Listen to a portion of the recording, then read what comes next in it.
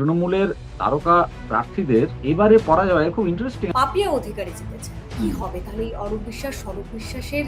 দেবের যেমন একটা ফ্যান বেস আছে, তেমন অনির্বাণ ভট্টাচার্যেরও তো একটা ফ্যান বেস আছে। তারকা প্রার্থীদের প্রতি এই যে অতি নির্ভরতা, এটাও কি তৃণমূলকে ডোবালো? রাজনীতিতে জয়েন করার পর রাজনীতির ফুল টাইমার হতে হবে। আমার এলাকায় থাকা, আমার কেন্দ্রের মানুষদের সুযোগ সুবিধে সুখ দুঃখের পাশে থাকা, তাদের সাথী হওয়া, এইটা খুব গুরুত্বপূর্ণ। বিজেপির যে তারকা প্রার্থীরা তারা কিন্তু পরাজিত হননি। তৃণমূলের হারের কারণ নিয়ে এখন বিশ্লেষণ চলছে সর্বমহলে। বলতেই হয়, তারকা প্রার্থীদের প্রতি এই যে অতি নির্ভরতা, এটাও কি তৃণমূলকে ডোবালো? এটা কি একটা অন্যতম কারণ? কথা বলবো, আমাদের সঙ্গে রয়েছেন বিশিষ্ট কবি লেখক অংশুমান কর। স্যার, আপনার কি মনে হয় এই যে টেলি সিরিয়াল, বাংলা সিনেমার যে পরিচিত মুখদের প্রার্থী করা, তাদের প্রতি নির্ভর হওয়া ভোটে জেতার ক্ষেত্রে, এটা কি তৃণমূলকে ডোবালো? হ্যাঁ, মানে এটাই শুধু ডুবিয়েছে এটা আমি বলবো না, কিন্তু এটা তো একটা অন্যতম কারণ বটেই। যেটা মমতা বন্দ্যোপাধ্যায় করেছেন এক্ষেত্রে, এবং যেটা একটা খুব মানে বড় পরিবর্তন আমি বলবো, সেটা হচ্ছে যে পশ্চিমবঙ্গে এই সংস্কৃতিটা ভোটের আঙিনায় ছিল না। হ্যাঁ, মানে শিল্পীরা, অভিনেতারা, টলিউডের, তারা কি অতীতে বিভিন্ন রাজনৈতিক দলের হয়ে প্রার্থী হননি? হয়েছেন, অস্বীকার করা যাবে না। বামফ্রন্টেরই এরকম বেশ কয়েকজন ছিলেন প্রার্থী যারা অভিনেতা। কিন্তু তাদের প্রত্যেকেরই একই সঙ্গে একটা রাজনৈতিক অতীত ছিল। মানে এমনটা বলা যাবে না যে ধরা যাক বিপ্লব চট্টোপাধ্যায়, হুম? এটা বলা যাবে না যে বিপ্লব চট্টোপাধ্যায় হঠাৎ করে প্রার্থী হয়ে গেলে তার কোনো রাজনৈতিক অতীত নেই। তো এই এই যে জায়গাটা, বা বা মানে অনিলবাবুও তাই একই। তার একটা রাজনৈতিক অতীত ছিল। এরা অনেকেই নানা ক্ষেত্রে নানা ধরনের বামপন্থী সংগঠনের সঙ্গে যুক্ত ছিলেন এবং তারপর কাজ করতে, করতে শেষ পর্যন্ত একটা সময় এসে প্রার্থী হয়েছেন। এতে কি হয়? এই সমস্ত মানুষ তারা, আমি তো এটা বলতে পারি না যে অ্যা টলিগঞ্জে যারাই কাজ করছে তারা সকলেই রাজনীতি বোধহীন। যেটা হয় সেটা হচ্ছে, যদি আমার একটা রাজনৈতিক কার্যক্রমের মধ্যে থাকার অভিজ্ঞতা থাকে, তাহলে আমার একটা রাজনৈতিক চেতনা তৈরি হয়। রাজনৈতিক বোধ যেটা তৈরি হয় সেটা আর ৫ জন মানুষের চেয়ে একটুখানি বেশি হয়। একটু তার সূচিমুখটা খুব মানে তীক্ষ্ণ থাকে। তো সেটা ছিল আমাদের সংস্কৃতিতে, সেটা ছিল। মমতা বন্দ্যোপাধ্যায় যে বদলটা আনলেন, সেটা হচ্ছে রাজনীতির ত্রিসীমানায় যারা কখনো কোনোদিন ছিলেন না, যাদের সঙ্গে রাজনীতির কোনো সংযোগ নেই, একেবারে কোনো সংযোগ নেই, কোন রকম পূর্ব রাজনৈতিক অভিজ্ঞতা ছাড়া, সংগঠন করার অভিজ্ঞতা ছাড়া, কেবলমাত্র তাদের যে তারকা পরিচিতি, সেই পরিচিতিটাকে ব্যবহার করে উনি ভোট বৈতরণী উতরে যাওয়ার চেষ্টা করলেন। এইটা কিন্তু বাংলার রাজনীতিতে একেবারেই দেখা যায়নি। মানে কোন মতেই দেখা যায়নি। ইনফেক্ট আমি বলব যে এক্ষেত্রে বিজেপিও সেটা সম্পূর্ণভাবে করেনি। তার কারণ হচ্ছে যে রূপা গাঙ্গুলিও কিন্তু, বা লকেট চট্টোপাধ্যায়ও কিন্তু আ আ রাজনীতির মধ্যে থেকেছেন। একটা সময় ধরে থেকেছেন। মানে এটা অস্বীকার করা যাবে না যে একটা সময় আমরা দেখেছি যে এরা প্রায় ২৪ ঘন্টাই রাজনীতিকেই সময় দিচ্ছেন। অভিনয়টাকে দূরে সরিয়ে রেখে। মমতা বন্দ্যোপাধ্যায় যাদের প্রার্থী করেছেন, তাদের তো এই দুটোর কোনটাই না। মানে একদিকে তাদের কারোর রাজনৈতিক অতীত নেই। দ্বিতীয় হচ্ছে, তারা রাজনীতিতে প্রবেশ করার পরে তারা তাদের অভিনয়ের ক্যারিয়ারকে কম গুরুত্ব দিয়ে রাজনৈতিক দায়িত্ব পালনে বেশি সময় দিয়েছেন, এমনটাও নয়। একেবারেই এমনটাও নয়। কতদিন সংসদে উপস্থিত ছিলেন দেব? এই যে সায়ন্তিকা, তার বিরুদ্ধে তো এই ক্ষোভ এবার বারবার এসেছে যে তাকে এলাকাতেই দেখা যাচ্ছিল না। লাভলি মৈত্র, তাকে তো শোনা যাচ্ছিল মমতা বন্দ্যোপাধ্যায় জনসংযোগহীনতার জন্য প্রার্থীই করবেন না ১ম এ। তো এই যে কালচারটা, এইটা কিন্তু বাংলা রাজনীতির আঙিনায় একেবারেই ছিল না। আমি বলব যে কোন দলই এটা করেনি। কোন দলই এটা করেনি। এটা একদম আমদানি করলেন মমতা বন্দ্যোপাধ্যায়, এবং কেবলমাত্র সিনেমার হিরো হিরোইন না, গ্রাম বাংলার বিশেষ করে মহিলারা যেহেতু সন্ধ্যাবেলা টিভি সিরিয়াল দেখেন, উনি টিভি সিরিয়ালেরও যারা অভিনেতা অভিনেত্রী, বিশেষ করে অভিনেত্রীদের অনেকজনকে নানা নির্বাচনে নানা সময়ে প্রার্থী করে দিয়েছেন। এমনও খবর এটা ছিল তো যে দেব হুম, প্রার্থী হতে চান না। চান না। তার কারণ আছে। কারণ আমি যে কথাটা বললাম যে লকেট চট্টোপাধ্যায় বা রূপা গাঙ্গুলি যখন রাজনীতিতে আসছেন, আমি বিজেপির এই ২ প্রার্থীর নাম করেই যদি বলি। যাদের হয়তো খুব মানে মানে খুব দীর্ঘ রাজনৈতিক অতীত ছিল না, তখন কিন্তু তারা কেরিয়ারের সায়ান্নে বা কেরিয়ার শেষই হয়ে গেছে ধরা যেতে পারে, টুকটাক কাজ করছেন। কাজেই তাদের কাছে যতখানি সময় থাকবে, সেই সময় দেবের কাছে থাকতে পারে? কখনো থাকতে পারে? দেবকে যদি আজকে প্রায়োরিটি দিতে বলা হয়, তাহলে সে কোনটাকে প্রায়োরিটি দেবে? ফান্ডামেন্টালি তার ১ম পরিচয়, সে তো একজন শিল্পী, সে তো একজন অভিনেতা। তাকে যদি আজকে বেছে নিতে বলা হয় যে রাজনীতিতে তুমি ২৪ ঘন্টা দাও আর অভিনয়ে তুমি ২৪ ঘন্টা দাও, সে তো অভিনয়ে ২৪ ঘন্টা দেওয়াকেই বাঁচবে। সেই কারণেই সে প্রার্থী হতে চায়নি। কেন সে তো বুঝতে পারছে এই দায়িত্বটা, একটি এলাকার বিধায়ক হওয়া, একটি এলাকার সাংসদ হওয়া, সেটা একটা বিপুল চাপের বিষয়। তাকে প্রচুর কাজ করতে হয়। তার দিকে মানুষ তাকিয়ে থাকেন। সেটা কিন্তু খুব ছোটখাটো ব্যাপার না। তো দেবের ক্ষেত্রে এটা খুব, আমি বলব যে খুব মানে প্রত্যাশিত যে তার যে ধরনের ব্যস্ততা, তার পক্ষে অতখানি সময় বের করা নিজের এলাকার জন্যে, তার জন্যে জনকল্যাণমূলক কাজ করা, দলের রাজনৈতিক কর্মীদের সঙ্গে সংযোগ রাখা, সেটা তো খুব, খুব কঠিন, ভীষণ কঠিন। এবং দ্বিতীয় যে জায়গাটা সেটা হচ্ছে এই যে উনি তো এটা জানেন, দেবের যা বয়স, যেটা আমি বলছিলাম যে ওই দেহপট শনে নট সকলই হারায়। কিছুদিন পরে ওকে তো আর, উনি জানেন যে ওকে হিরো হিসেবে বিভিন্ন সিনেমায় হয়তো পরিচালকরা আর কাস্ট করবেন না। এটা ওর প্রাইম টাইম। তো সেই সময়টা উনি কাকে দেবেন? রাজনীতিকে নাকি অভিনয়কে? সে কারণেই উনি হতে চাননি। এবং এই অনিচ্ছুক ঘোড়াদের যদি জোর করে মাঠে নামানো হয় তাদের পরিচিতির কারণে, তাদের জনপ্রিয়তার কারণে, এদের একটা আলগা জনপ্রিয়তা আছে। প্রত্যেকের আছে। দেবের ক্ষেত্রে আলগা নয়। দেবের খুব মানে মানে ভালো একটা ফ্যান বেস আছে ডেফিনিটলি। কিন্তু বাকিদের ক্ষেত্রে একটা আলগা জনপ্রিয়তা আছে। কিন্তু সেই জনপ্রিয়তাটা সম্পূর্ণ ভাবে অরাজনৈতিক জনপ্রিয়তা, এবং সেই জনপ্রিয়তাটা কিন্তু খুব ঠুনকো জনপ্রিয়তা। আমরা তো এটা দেখেছি যে অতীতেও দেখেছি যে সিনেমায় আজকে যিনি স্টার, কালকে আর তাকে খুঁজেই পাওয়া যাচ্ছে না।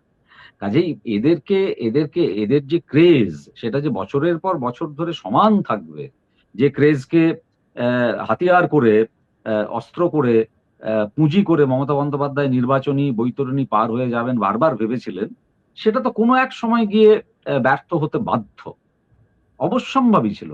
এবং এবং তৃণমূলের তারকা প্রার্থীদের এবারে পরাজয় খুব ইন্টারেস্টিং। আমি দেখছিলাম যে বিজেপির যে তারকা প্রার্থীরা তারা কিন্তু পরাজিত হননি সেভাবে। হ্যাঁ, পাপিয়া আমি অধিকারী আমি এই বরং প্রসঙ্গেই আসছিলাম যে হুম, একেবারেই যে তারকা প্রার্থীদের ভোটে দাঁড় করানোর যে কনসেপ্টটা একেবারেই ভুল, সেক্ষেত্রে কি বলা যায়? কারণ তৃণমূলের একটা তারকা প্রার্থীও কিন্তু এবার বিধানসভায় যেতে পারলেন না, কিন্তু দেখা যাচ্ছে বিজেপির যারা তারকা প্রার্থী বেশিরভাগটাই তারা জিতেছেন। দেখো রুদ্রনীল দুটো ঘোষ জিনিস। জিতেছেন, রূপা গাঙ্গুলি হ্যাঁ, জিতেছেন, রুদ্রনীল জিতেছেন। হ্যাঁ, একদম। হ্যাঁ, একদম। আমি তো সেটাই বললাম। দেখো দুটো জিনিস হিরণ খুব হিরণ এখানে চট্টোপাধ্যায়ও জিতেছেন। হ্যাঁ, হ্যাঁ। দুটো জিনিস আমি বলছি এখানে, দুটো জিনিস খুব গুরুত্বপূর্ণ। এক হচ্ছে যে সেই তারকা প্রার্থীর কোনো রাজনৈতিক অতীত আছে কি নেই? কোনো রাজনৈতিক ঘরানা থেকে তিনি উঠে এসেছেন নাকি উঠে আসেননি? যেমন ধরা যাক পাপিয়া অধিকারী। তিনি নিজে কিছুদিন বাম রাজনীতির সঙ্গে যুক্ত ছিলেন। তার মা খুব সক্রিয়ভাবে বাম রাজনীতিতে ছিলেন। এটা আমি জানি। তো একটা রাজনৈতিক বাতাবরণের মধ্যে তিনি তৈরি হচ্ছেন। আমি সেটা রুদ্রনীলের ক্ষেত্রেও খানিকটা বলব যে ওর বিরুদ্ধে নানা সময় অভিযোগ উঠেছে দল বদল করার। কিন্তু রুদ্রনীল একটা সময় সক্রিয়ভাবে অ্যা বাম ছাত্র রাজনীতি করেছে। মানে এই অতীতটা আছে তার।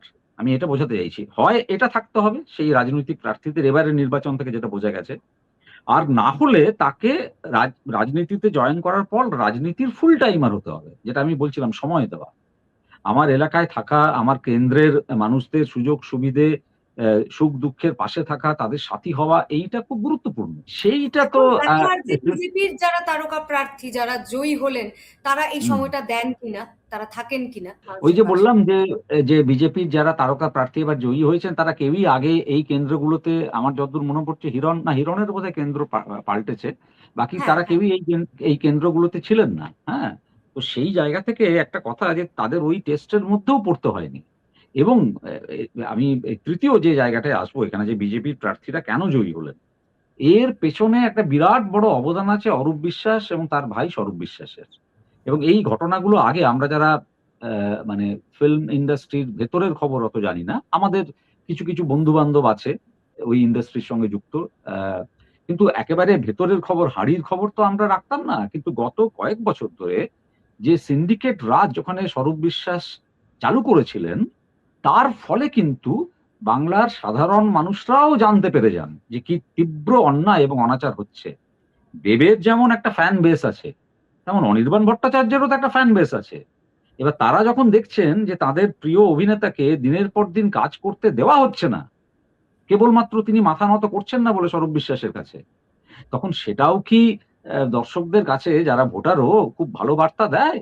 তো এটা তো হয়েছে, এটা থেকে স্পষ্ট তো যে এই যে পাপিয়া অধিকারী জিতে গেছে, হুম। এই যে রূপা গঙ্গোপাধ্যায় জিতে গেছেন, রুদ্রনীল জিতে গেছেন, হিরণ জিতে গেছেন, এটা থেকে তো স্পষ্ট যে ওই স্বরূপ বিশ্বাসের কাছের মানুষ যারা, ওর বৃত্তের ঘনিষ্ঠ যারা, অরূপ বিশ্বাসের কৃপাধন্য যারা, তাদের কাউকে মানুষ কিন্তু এই তথ্যগুলো তাদের সামনে চলে আসার ফলে আর একেবারেই মানে ভোট দিতে চাননি। এই ঘটনাটা কিন্তু ঘটেছে 24 থেকে 26-এর মধ্যে। এই যে মামলা মোকদ্দমা, এই স্বরূপ বিশ্বাসের সঙ্গে অভিনেতা অভিনেত্রী টেকনিশিয়ানস এদের অনেকের এই যে বাক বিতণ্ডা, এই জিনিসটা আমাদের সামনে চলে আসে কিন্তু ডেফিনেটলি গত 2 বছরে সাধারণ মানুষের কাছে। সেই কারণে এই নির্বাচনে এটা আমারও খুব দেখার ইচ্ছে ছিল যে এদের কি ফলাফল হয়। এবং লাস্ট যেটা আমি বলবো কফিনের শেষ পেরেক যেটা পোতা হয়েছে, সেটা হচ্ছে আমাদের সকলের বন্ধু, তোমাদেরও নিয়মিত কন্ট্রিবিউটর রাহুলের মৃত্যু। দুর্ঘটনাজনিত মৃত্যু, যেটা এক ধরনের, আমি বলবো এক ধরনের মানে হত্যাই। এই কারণে যে পরিষ্কার হয়ে গেছে মানুষের সামনে যে পর্যাপ্ত নিরাপত্তার ব্যবস্থা ছাড়াই শাসক দলের অত্যন্ত ঘনিষ্ঠ একজন লেখিকা এবং প্রযোজক আহ, তার ইউনিটের হয়ে শুট করতে গিয়ে রাহুলকে চলে যেতে হয়।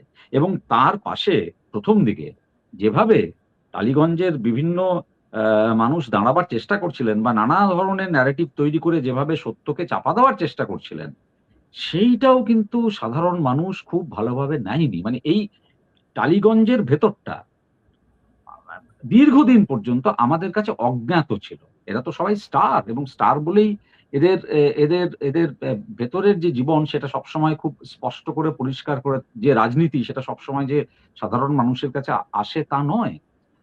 আরেকটা কারণ ছিল এই সিন্ডিকেট রাজ অতীতে ডেফিনেটলি ছিল না, আমার তো তাই মনে হয়েছে। কেন থাকলে কেউ না কেউ প্রতিবাদ করতেনি। এটা একটা নতুন নতুন কালচার যেটাকে ডেভেলপ করা হয় ওখানে, এবং সেই কারণে মানুষের ক্ষোভ ক্রমশ বাড়তে থাকে। এবং তার ফলে তার তো একটা বিস্ফোরণ ঘটারই ছিল, এবং সেই বিস্ফোরণটা ঘটে, একাধিক মানুষ বিদ্রোহ করে বসেন, মামলা মোকদ্দমা হয়, এবং সেটা জনপরিসরে আরো খুব বড় করে চলে আসে।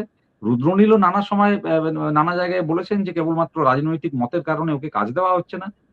রুদ্রনীলও অবশ্যই অত্যন্ত শক্তিশালী একজন অভিনেতা, এটা তো মানতেই হবে। তার রাজনৈতিক মতাদর্শে আমি বিশ্বাস করি বা না করি। আমি আমি এই প্রসঙ্গেই আসছিলাম যে রুদ্রনীল জিতলেন, তিনি অতীতে বারবার বলেছেন যে তাকে ব্যান করা হয়েছে, কাজ করতে দেওয়া একদম। হয়নি শুধুমাত্র তার এই রাজনৈতিক অবস্থানের জন্য।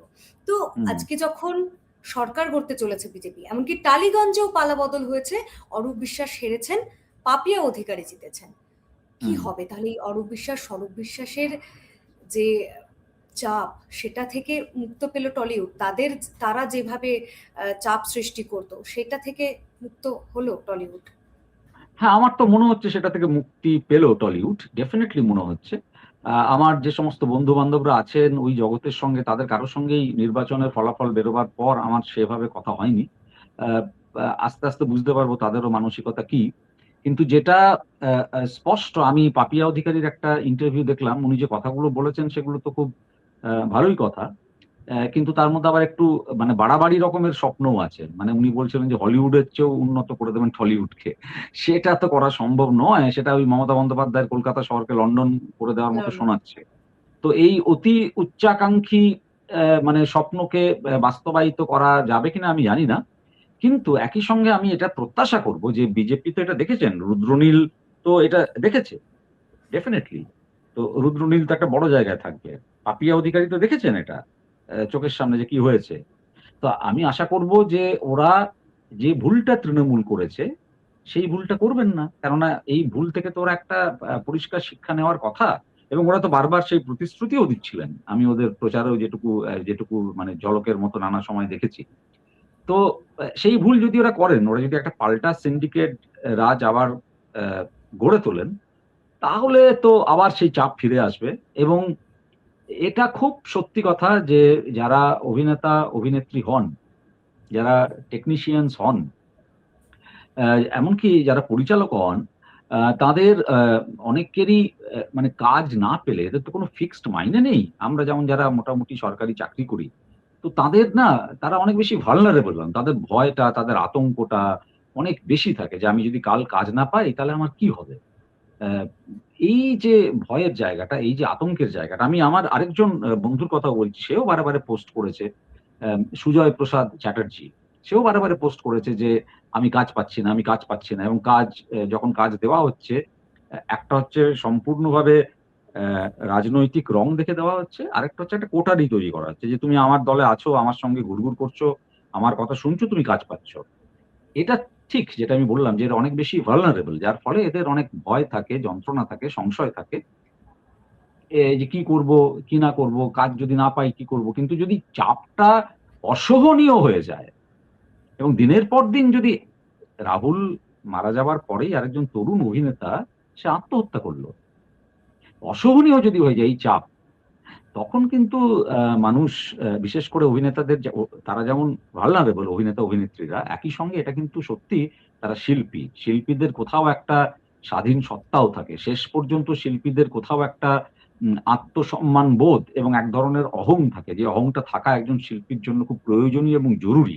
সেইটা তো কোনো একটা সময় ওই নজরুলের মতো, মানে শির নেহারি আমারই, নত শির ওই শিখর হিমাদ্রির, তিনি বলতে পেরেছিলেন। সেরকম তো মাথা তুলে দাঁড়াই এবং তখন একটা বিপর্যয় হয়, যেটা এবারের নির্বাচনে তৃণমূলের সমস্ত টালিগঞ্জ জের থেকে নেওয়া প্রার্থীদের ক্ষেত্রে হয়েছে। এটা একটা পরিষ্কার রায় যে, এবং আমি এটাও বলব তার আগেও দেখা গেছিল, খেয়াল করে দেখুন যে ওদের যে সংগঠন আছে, সেটা একটা মিলিজুলি সংগঠন।